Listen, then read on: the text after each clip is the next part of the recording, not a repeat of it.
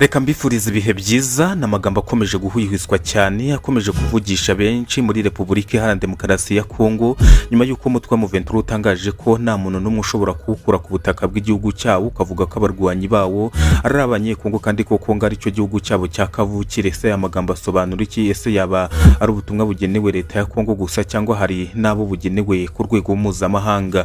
Muri iyi video tugiye kurebera hamwe icyo M23 yatangaje, icyo bishobora gusobanura ku rugamba rukomeje kubera mu Burasirazuba bwa Congo n'ingaruka bishobora kugira ku biganiro by'amahoro. Bienvenue kwizera niko nitwa, murakaza neza kwitoza TV Rwanda. Niba ukunda amakuru bari kuvugwa hirya no hino ku isi, cyane cyane kubibera muri Afurika no ku rwego mpuzamahanga, kanda subscribe kandi no kukazogira kugira ngo ujye uba uwa mbere mu kubona amakuru yacu.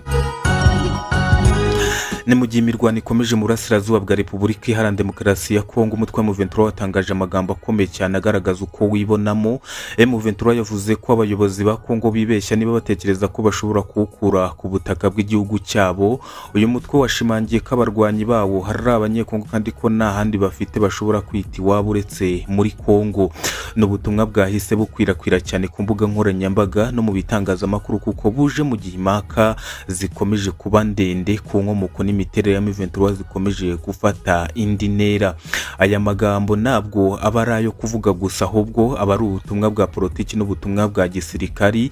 M23 ishaka kwerekana ko itifuza gufatwa nk'umutwe w'abanyamahanga, ahubwo ko wibona nk'igice cy'abanyagihugu cya Congo bafite uburenganzira bwo kuba ubutaka bwabo. Ni imwe mu ngingo umutwe wa M23 umaze igihe ushimangiraho, uvuga ko ugamije kurengera uburenganzira bw'abaturage bavuga ko bahohoterwa buri munsi. Ku rundi ruhande ariko Leta ya Congo yakomeje kuvuga ko M23 hari umutwe witwaje intwaro ugomba kurandurwa burundu no gushyira hasi intwaro rufite.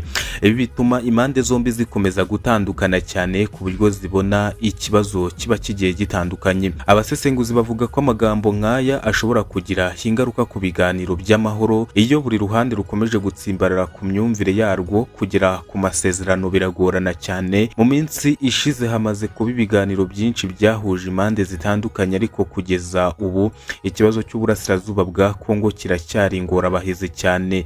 Niyo mpamvu buri jambo ritangajwe n'impande zihanganye zikurikirwa cyane n'abaturage ndetse n'umuryango mpuzamahanga kugira ngo barebe niba hari ikizima kirimo batangaje. Hari abaturage bavuga ko icy'ingenzi atari amagambo ahubwo ari inzira yo kugana amahoro. Bivuza ko impande zose zashyira imbere ibiganiro kugira ngo ubuzima bw'abaturage bugaruke.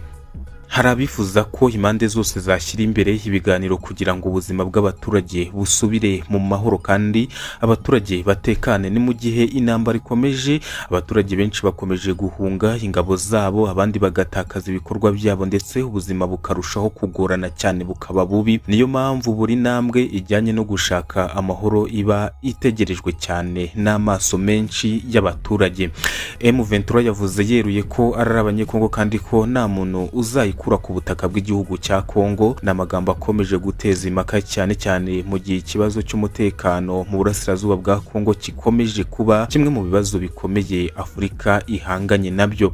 Icyakora uko ibintu bizagenda bizaterwa n'ibiganiro bya politiki, imyanzuro y'impande zirebwa n'iki kibazo ndetse n'uruhare rw'umuryango mpuzamahanga mu gushaka amahoro. Wowe ubitekerezaho iki? Ese aya magambo ya M23 ashobora kugira uruhare mu gushaka igisubizo cy'amahoro cyangwa se ashobora kurushaho kongera ubushyamirane?